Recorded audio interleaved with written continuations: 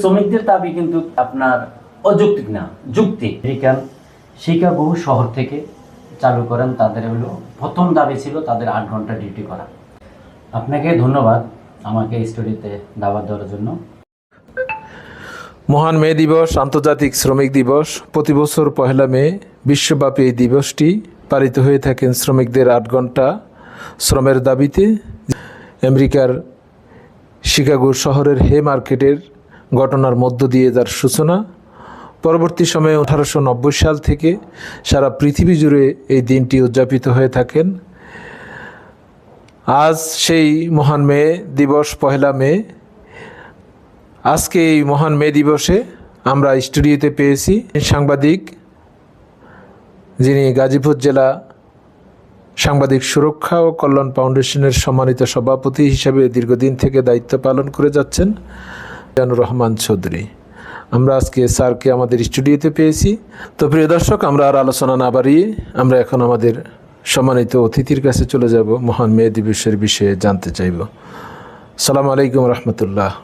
ওয়ালাইকুম আসসালাম ওয়া রাহমাতুল্লাহি ওয়া বারাকাতুহু। মহান মে দিবসে আমরা যারা মিজানুর রহমান চৌধুরী সাহেব, আপনাকে আমরা আমাদের স্টুডিওতে পেয়ে আমরা ভীষণভাবে আনন্দিত। আজকের এই মহান মে দিবসের বিষয়ে যদি আপনি কিছু বলতেন। আপনাকে ধন্যবাদ আমাকে স্টুডিওতে দাওয়াত দেওয়ার জন্য। আমি এসেছি সুদূর গাজীপুর থেকে।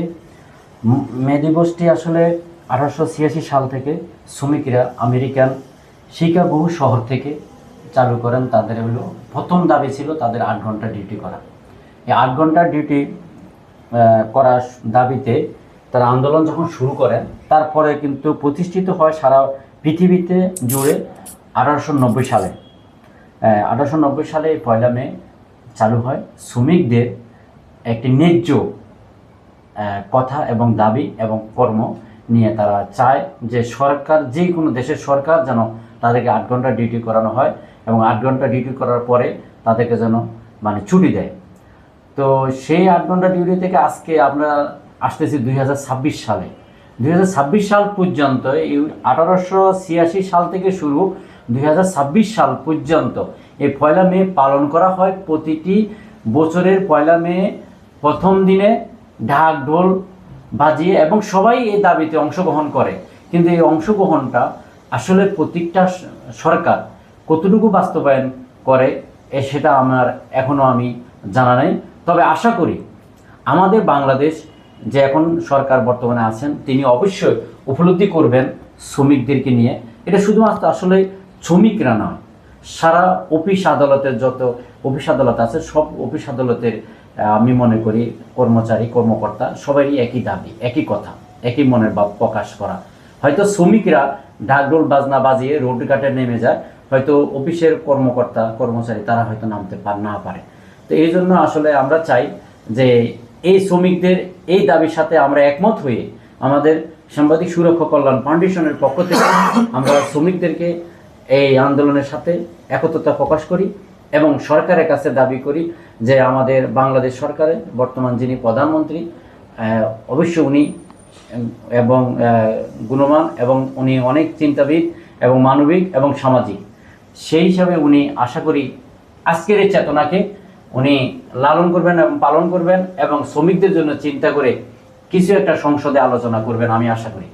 আসলে শ্রমিকদের দাবি কিন্তু আপনার অযৌক্তিক না, যুক্তি। সেটা হলো যে তারা 8 ঘন্টা, আসলে একটি মানুষ কত ঘন্টা ডিউটি করতে পারে এটা যদি সরকার উপলব্ধি করে, তাহলে আমি মনে করি যে সরকার খুব তাড়াতাড়ি, আশা করি এটা উনি নিবেন এবং উনি সংসদে আলোচনা করে যথাযথভাবে উনি সিদ্ধান্ত নেবেন যে কি করা যায়। শ্রমিকদের 8 ঘন্টা ডিউটি করলে তারা ক্লান্ত থাকবেন না, তখন আর কোনো সমস্যা হবে না দেশের জন্য।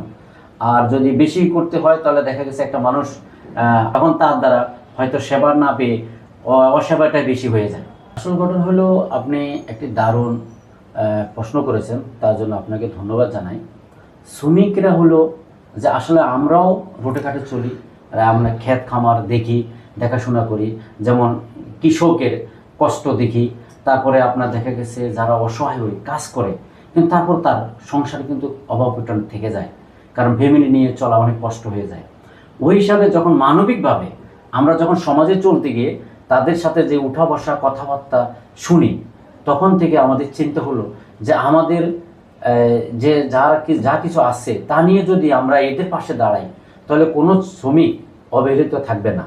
আশা করি সেই চিন্তা চেতনা থেকে আজকে আমরা বিভিন্ন ব্যানারের সাথে যোগ দিয়েছি, এবং সাথে আমাদের সাংবাদিক সুরক্ষা কল্যাণ ফাউন্ডেশন ব্যানারও আমাদের আজকে কাজ করেছেন। সেটা আমাদের লক্ষ্মীপুর জেলার সভাপতিও ছিলেন, আমাদের কেন্দ্রীয় কমিটির বিভিন্ন আমাদের কেন্দ্রীয় কমিটির সুযোগ্য সম্মানিত চেয়ারম্যান আমাদের দেলোয়ার হোসেন ভাই সহ আমাদের আরও যোগ্য সাংবাদিক ভাই বোনরা ফিল্ডে ছিলেন। এবং এটা জোরালো দাবি যে শ্রমিকদের এই দাবিটা যেন অবশ্যই সরকার মাথায় নেয়, এবং এটা নিয়ে যেন চিন্তা করে সামনের দিকে শ্রমিকের অববটন, শ্রমিকের কষ্টটা যেন সরকার বুঝতে পারে, দেশ বুঝতে পারে, জাতি বুঝতে পারে। আপনার সুন্দর একটা প্রশ্ন, যেটি হলো আমাদের নারীদের রাস্তাঘাটে হইতে শুরু করি কর্মস্থান পর্যন্ত যদি আমাদের নারীদেরকে নিরাপত্তা দেওয়া হয় সরকারিভাবে, এটা দিতে হবে সরকারিভাবে প্রোটেকশন, এবং কোম্পানি দিতে হবে তার গার্মেন্টস ফ্যাক্টরিতে দিতে হবে যে এখানে কোনো ধরনের নারীর উপরে যেন কোনো ধরনের অত্যাচার অনিয়ম না চলে, তার উপরে যেন আপনার যেমন তার উপরে যেন কোনো ধরনের স্টিম রোলার না চলে, তার শক্তি ক্ষমতার উপরে নির্ভর করে তাকে যেন কাজগুলি দেওয়া হয় এবং সে করা হয়। এবং আমাকে দেখা গেছে কি অনেক গার্মেন্টস ফ্যাক্টরি মালিকরা কী করে, বিদেশি বেশি মুদ্রার আশায় তখন এই শ্রমিকদেরকে বেশি খাটানো হয়, যেটা তাদের শরীরে এবং তাদের স্বাস্থ্যের উপরে ক্ষতিকারক হয়ে দাঁড়ায়।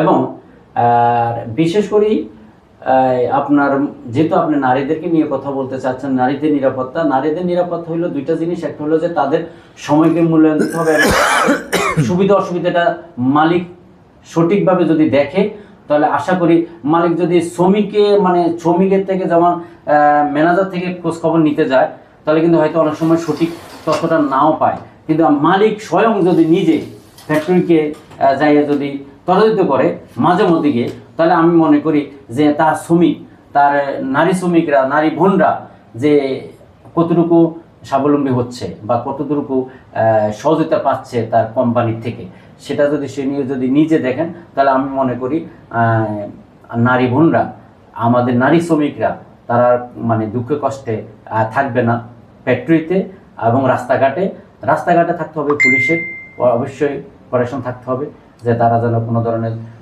সমস্যাতে না পড়ে, ইফটিজিনের ভিতরে যেন না পড়ে। এই ধরনের সবচেয়ে বড় সমস্যা হলো আমাদের যেমন নারী বোনদের আমরা সবসময় শুনে থাকি, তারা বেশিরভাগ এই ইফটিজিন থেকে যেন তারা তাদের রক্ষা করে মালিক পক্ষ থেকে, এরকম ধরনের যেন তদারকিতে থাকে, সেটা আমি আশা করি। আপনি একটি কঠিন প্রশ্ন করেছেন, যেটি উত্তর দিতে একটু কষ্টকর, তারপরেও আমি যতটুকু আমার অভিজ্ঞতা থেকে আমি বলতে পারি যে আসলে এসে শিশু শ্রম যে দিচ্ছে বিভিন্ন ফ্যাক্টরিতে হোক, কলকারখানা হোক, আপনার দেখা গেছে গ্যারেজে হোক, আপনার দেখবেন যে বেশিরভাগ হলো যে এই যে ওয়ার্কশপে, তো আসলে এই শিশু শ্রমিকরা সরকারিভাবে নিষিদ্ধ যে আপনারা কোনো শিশুকে কাজে নেবেন না এবং তাকে প্রশিক্ষণ দেওয়ার চেষ্টা করবেন না, যেটা অল্প বয়সী। কিন্তু আসলে কি জানেন আপনি, বেশিরভাগই শিশুরা বেশিরভাগ গরিব অসহায় মানুষের সন্তান, যারা অনেকে তার বাবা মা ঠিক মতন খাবার জুটাতে পারে না, ঘরে খাবার দিতে পারে না, তখন তাদের বাচ্চাদেরকে বিভিন্ন জায়গায় বিভিন্ন প্রতিষ্ঠানে পাঠায় কাজ করার জন্য। সেখানে যখন এই অল্প বয়সী বাচ্চাদেরকে আমরা দেখি, তখন আমাদের কাছে খুব কষ্ট লাগে। কিন্তু আসলে এই কষ্ট লাগার পিছনে যে তাদের যে অভাবটন, সেই অভাবটন তো আমরা দূর করতে পারি না। এটা আমাদের সমাজের প্রতিটি মানুষ এগিয়ে আসলে আমরা এই শিশু শ্রম থেকে আমরা আমাদের দেশটাকে, আমাদের মেল কারখানাকে, আমাদের ফ্যাক্টরিকে, আমাদের ওয়ার্কশপকে আমরা রক্ষা করতে পারবো। আমি মনে করি আমাদের দেশের সকল বিবেকমান, বুদ্ধিমান, মানবিক, সামাজিক ভাই বোনেরা যদি এগিয়ে আসেন, তাহলে অবশ্যই আমরা পারবো প্রত্যেকটা শ্রমিকরে তার ঘরে ফিরিয়ে দিতে এবং স্কুলে দেওয়ার জন্য আমাদের যদি চেষ্টা থাকে, তাহলে আমরা অবশ্যই তাদেরকে স্কুলে দেব, বই খাতা তাদের হাতে তুলে ধরবো, তারা লেখাপড়া করে আমাদের বাচ্চাদের মতনে সুশিক্ষিত হয়ে এই দেশকে চালাইবার হাল ধরবে, আমি আশা করি। ধন্যবাদ প্রিয় স্যার, আপনি দীর্ঘ সময় নিয়ে আমাদেরকে আসলে আপনি আপনার অভিজ্ঞতার সার্বিক আলোকে আমাদেরকে নানা রকম পরামর্শমূলক কথা বলেছেন। আজকের এই মহান মে দিবসে আপনাকে সকল শ্রমিক বান্ধব সংগঠনের পক্ষ থেকে অনেক অনেক অভিনন্দন ও অভিবাদন জানাচ্ছি। আসসালামু আলাইকুম রহমতুল্লাহ। আপনাকে আন্তরিকভাবে ধন্যবাদ, অভিনন্দন ও শুভেচ্ছা।